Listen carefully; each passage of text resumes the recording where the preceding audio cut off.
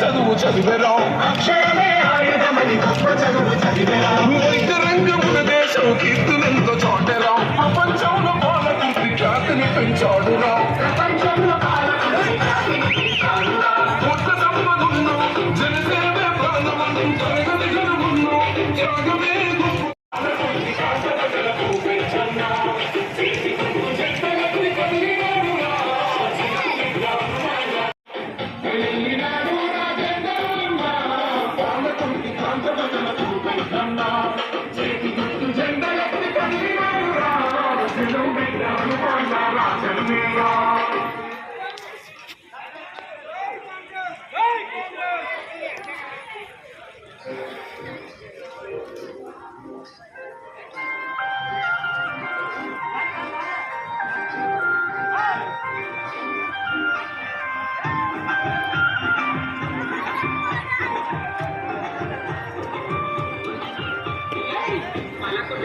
తిప్పి పెడతారు కాబట్టి ఫ్రీగా ఉంటుంది. సైడ్ ఇవ్వండి ప్లీజ్. మహిళల కోసం తప్పకుండా రేవంత్ అన్న పాట అవుతుంది. తప్పకుండా మీరు అందరూ కోలాటం వేయాల్సిందే.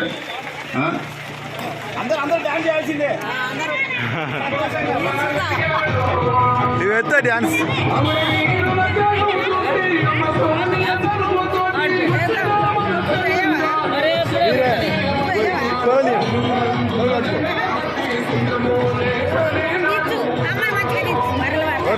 అమ్మకి ఏమైంది?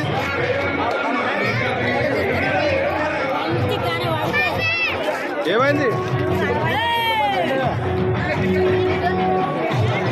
వేదిక ముందున్న నా అక్క చెల్లెళ్ళు, అన్న తమ్ముళ్ళు, తాతలు, అవ్వలు అందరికీ కూడా పేరు పేరున నమస్కారాలు.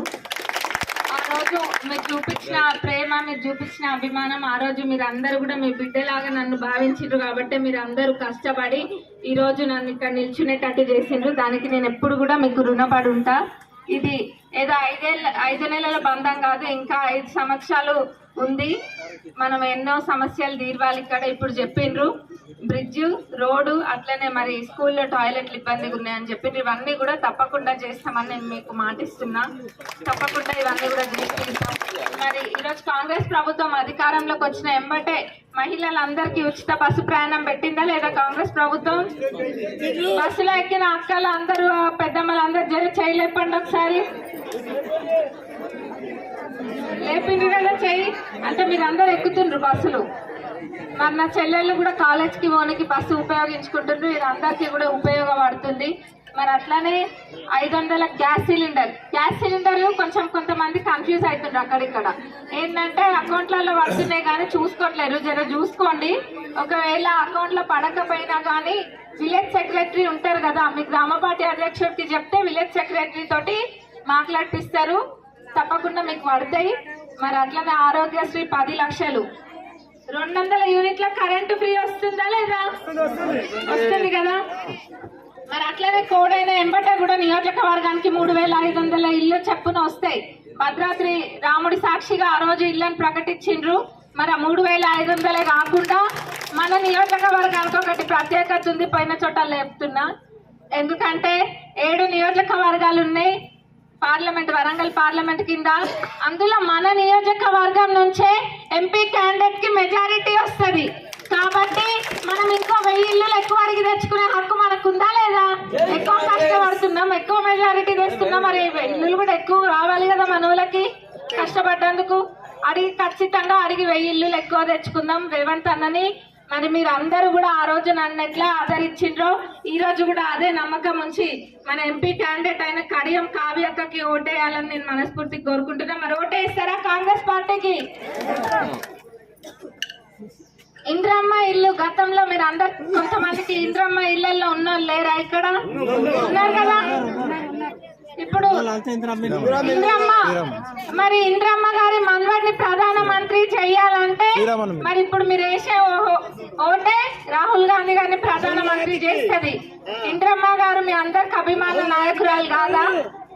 మరి ఇంద్రమ్మ గారి మనవడిని గెలిపించుకోవాలంటే మనం కడియం కావ్యక్క కోటేయాలి. మరి బీజేపీ వాళ్ళు ఏం చేయలేదు. వాళ్ళు ఏమైనా చేసిండ్రా? గత 10 ఏళ్లలో వాళ్ళు ఎన్నడన్నా ఏమైనా చేసిండ్రా? ఇక్కడ అసలు బీజేపీ లేదు చెప్పుకోవాలంటే. కానీ 2 ముచ్చట్లు వాళ్ళ గురించి మాట్లాడుకోవాలి కదా, కాబట్టి మాట్లాడుకుందాం. బీజేపీ కేవలం మతాల మధ్యలో చిచ్చులు పెట్టి రెచ్చగొట్టి ఒకరినొకరిని తన్నుకునేటట్టు చేసే పార్టీ బీజేపీ పార్టీ. యువకులందరికీ కూడా సంవత్సరానికి 2 కోట్ల ఉద్యోగాలు ఇస్తా అన్నారు. ఎక్కడ కూడా నా తమ్ముళ్ళకైనా ఎవరికి అన్నలకు తమ్ముళ్ళకి అన్నలకు కూడా అయిపోయారు. కొంతమంది వాళ్ళ తాతలు అయ్యేదాకా కూడా వాళ్ళు ఇయ్యరు. మరి ఎవరికైనా వచ్చినాయా ఇక్కడ 2 కోట్ల ఉద్యోగాలు? ఎవరికి రాలేదు. వాళ్ళు చెప్పుకుంటూ పోతే వాళ్ళ కథ చాలా ఉంది. వాళ్ళు రేపు మనకు ఓటేసే హక్కు కూడా లేకుండా చేస్తారు బీజేపీ పార్టీ వాళ్ళు. ఇప్పుడు మనకున్న హక్కు వల్లనే మనం కనీసం మనకు ఏ పార్టీ కావాలన్నదన్న మనము ఎంచుకోగలుగుతున్నాం. కానీ రేపు బీజేపీ వాళ్ళు వస్తే రాజ్యాంగాన్ని రద్దు చేస్తారు, రిజర్వేషన్లను రద్దు చేస్తారు. మరి ఆ రిజర్వేషన్ల వల్ల ఇక్కడున్న ఎంతో మంది పిల్లలు లాభపడుతున్నారు, అవునా కాదా? రిజర్వేషన్ల వల్ల లాభపడతలేరా? మరి ఈ రిజర్వేషన్లు రద్దు కాకుండా ఉండాలి అంటే మీరు అందరూ కూడా బీజేపీ పార్టీ కోటేయద్దు. ఏ పార్టీ కోటేయాలి? చేతి గుర్తుకే, చేతి గుర్తుకే. మరి ఇప్పుడు 15వ తారీఖున రుణమాఫీ కూడా చేస్తా అన్నారు రేవంత్ అన్న, మాట ఇచ్చిండు. తప్పకుండా ఆగస్టు 15వ తారీఖున రుణమాఫీ చేసి తీరుతుంది కాంగ్రెస్ ప్రభుత్వం. గతంలో రుణమాఫీ చేసిన చరిత్ర కాంగ్రెస్ కి లేదా? ఉంది. రాజశేఖర రెడ్డి గారు ఉన్నప్పుడు చేసిండ్రు రుణమాఫీ. మరి మన హన్మకొండల కేసీఆర్ గారు మాట్లాడుకుంటా అంటుండ్రు కదా, మేము 1,00,000 రూపాయలు రుణమాఫీ చేస్తే ఇంకా ఏది కాంగ్రెస్ వాళ్ళ కథ ఇంకా చేయట్లేరు రుణమాఫీ అని అంటుండ్రు. ఇక్కడ ఇంతమంది రైతులు ఉన్నారు. రైతులు ఉన్నారా? రైతన్నలు ఉన్నారా? మరి ఎవరికైనా 1,00,000 రూపాయలు రుణమాఫీ అయిందా? ఒక్క రైతన్న కన్నా? మరి కలగన్నట్టుండ్రు వచ్చి చెప్పిండ్రాడా? మీరందరూ కూడా కాంగ్రెస్ పార్టీని నమ్మండి. రుణమాఫీ ఆగస్టు 15వ తారీఖున అయ్యి తీరుతుంది. మీరందరూ ఇక్కడ అసలు 1.5 కిందనే అన్ని గ్రామాలకి అన్ని తండలకు వచ్చేది ఉండే. అది స్కెడ్యూల్ కూడా వేసుకున్నాము. కాకపోతే ఏమైందంటే ఎంపీ ఎన్నికలు చేయబట్టి అది రాకుండా ఆగాల్సి వచ్చింది. ఎందుకంటే వేరే నియోజకవర్గాలకు కూడా పోవాల్సి వచ్చింది. అది మీరు అందరు కూడా చూస్తున్నారు. నేను ఎక్కడ కూడా ఎప్పుడు కూడా విశ్రాంతి అని తీసుకోవట్లేను. ఎప్పుడు మీకు అందుబాటులోనే ఉంటున్నాము. మీరు కావాలంటే కనుక్కోండి. వేరే నియోజకవర్గాలలో కూడా ఏ ఎమ్మెల్యేలు తిరగనంతా కూడా మన నియోజకవర్గంలో మేము తిరుగుతున్నాము, ఉంటున్నాము. మీకు ఏ సమస్య ఉన్నా కానీ మీరు ఎప్పుడు కూడా నేనే చెప్పాలా అనుకోవద్దు. ఎవరు చెప్పినా మీ సమస్య తీరుతుంది కదా. కాబట్టి మీరు మీ గ్రామ పార్టీ అధ్యక్షుడి ద్వారానో లేకపోతే మీరు మీ సమస్య ఏంటో తెలియజేస్తే తప్పకుండా అది ఇప్పుడు అయ్యేదైతే ఇప్పుడు, లేకపోతే కొన్ని రోజులు అయినాక అయ్యేదైతే కొన్ని రోజులు అయినాకనే అది తప్పకుండా సమస్య తీరే విధంగా నేను ఎప్పుడు కూడా పనిచేస్తాను. మీకు నేను మాటిస్తున్నా.